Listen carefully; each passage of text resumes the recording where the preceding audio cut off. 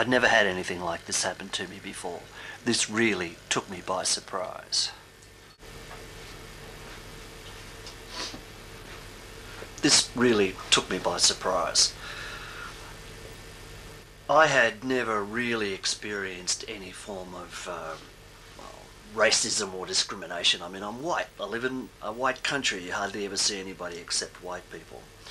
But a few years back, I experienced probably... Oh no, it's not true that I've never experienced anything.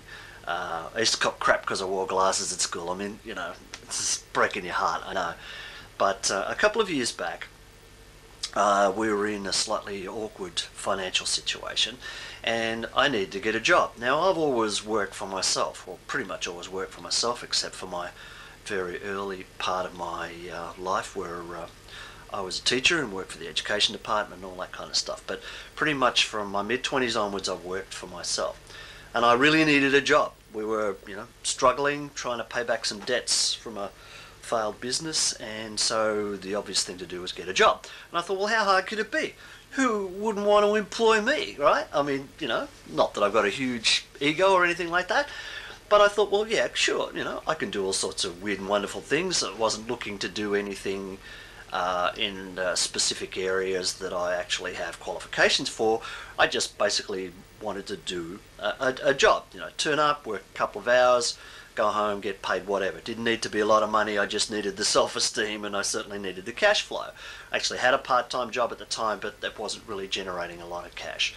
So long story short, here I go. I put my hand up and I decide that I want to get you know, a proper job. So I go through job agencies, which seemed like the smart thing to do, didn't it? You know, turn up and get all these wonderful people to get you a job. First thing I noticed when I started going in for interviews was, with one notable exception, pretty much everybody else that was interviewing me was 18.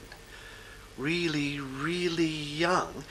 And I don't sound that old on the phone.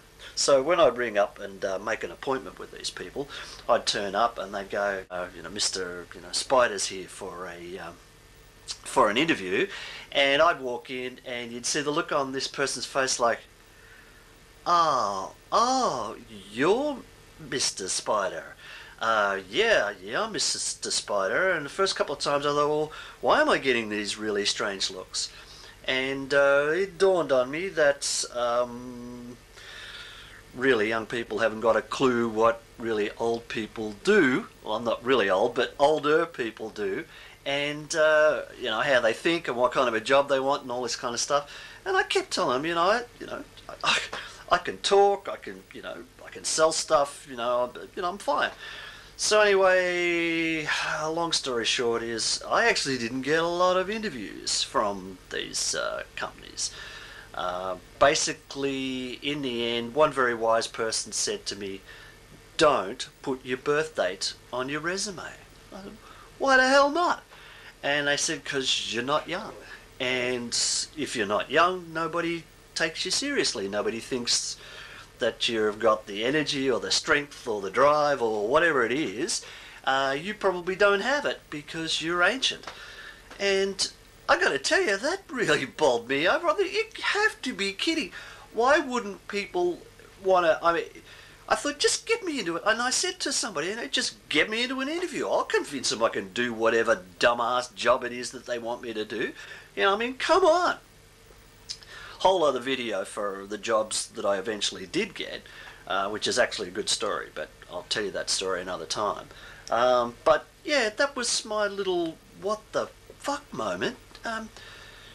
I just never really had been put in the shoes of someone who had been dismissed because of the way they looked, the way they sounded, what religion they are, what colour they are, all that kind of stuff.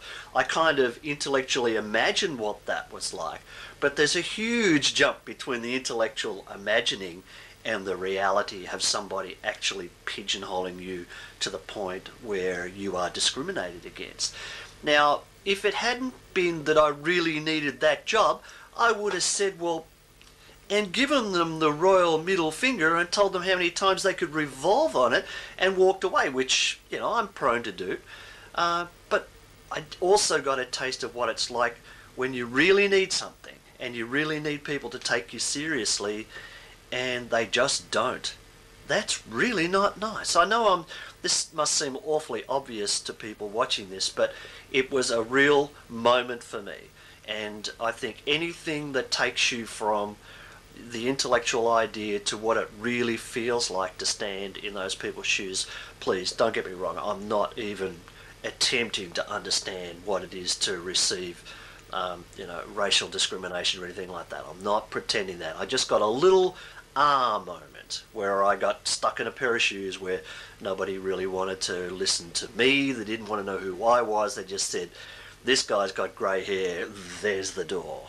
So yeah, that's pretty much about it. I mean, come on, in here, you ask any really old person, in here, I'm not really old, but ask anyone who's not 20 or whatever, they don't feel their age inside.